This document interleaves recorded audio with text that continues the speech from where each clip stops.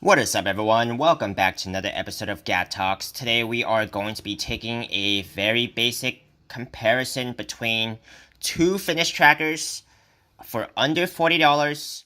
And the differences between these fitness trackers is obvious. One is small and one is big. And which one of these would fit you better for under $40? We are going to take a look right now.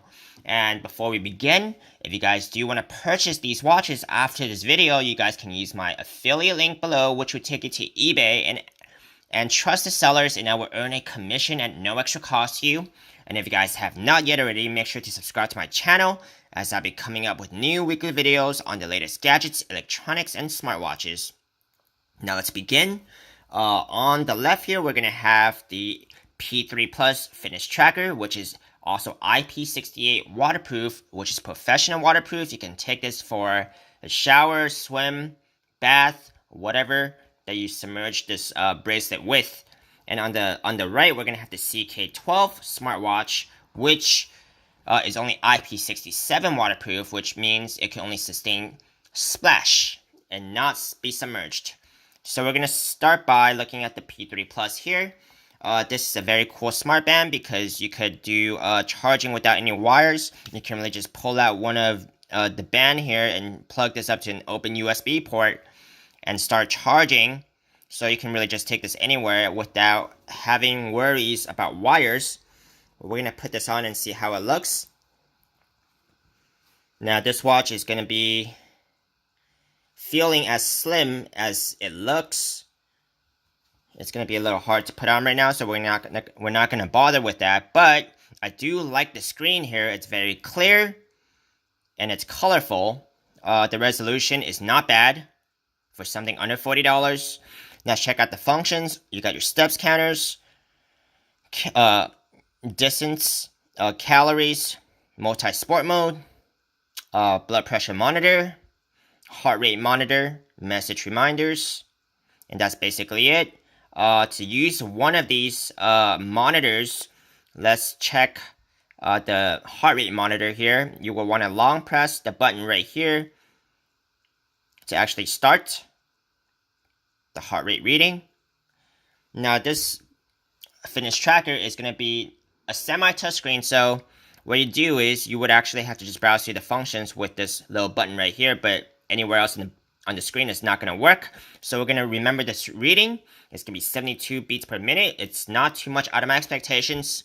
Actually, it's pretty within my expectations, in 60s, 70s for someone sitting down. But whenever you do get a reading, you do want to cross-reference it with something that you already know before trusting it any further. We're going to have the CK12 right here. We're going to put this on.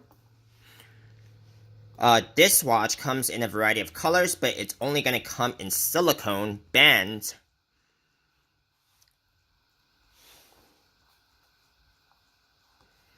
Now, this watch comes in a pretty nice design on the screen, which I don't think I've seen other watches with the same design out there, or even similar design, with this little slanted part on the screen, which makes it look pretty unique.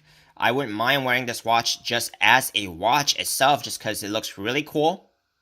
But let's check out what the features has in store in this watch.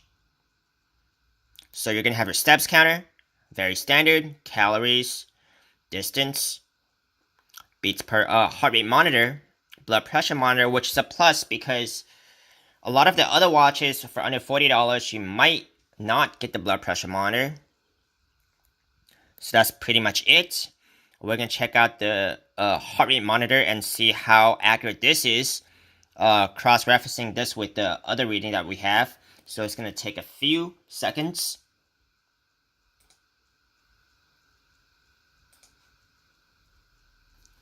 Now, I want to mention that both of these watches are going to be gesture control, which is very important. This means that you do not have to press any buttons on the watch to actually get the watch to light up. You can really just raise your wrist and it will light up just like that. Now, I think I got a 60 there. So that's a little lower than the reading that we had from earlier, which is in the 70s. Not too close. I would think the one that I got from the wristband is going to be more accurate because 60s is kind of low, especially I just had some coffee and I'm doing quite a bit of talking right now. So you do want to keep in mind that the discrepancy that you get from these watches comparing to something that it's either within your expectation or with another reliable device. So which one of these would I choose for under $40? It really depends on what I'm going for. I'm not too serious about just tracking my fitness activities. So, I do want something that's more of a hybrid, both watch and fitness tracker. So I would go with the CK12. The only drawback is, as from what I'm seeing from the heart rate monitor, it was not too accurate. So that is something to consider when you guys do want to go ahead and purchase for a fitness tracker and solely a fitness tracker. I think this P3 Plus wristband does a very good job.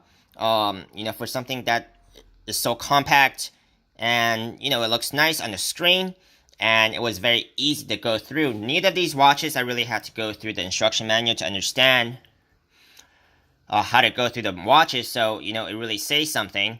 So this concludes my short comparison of these two watches. I hope you guys enjoyed it. I'll see you guys next time.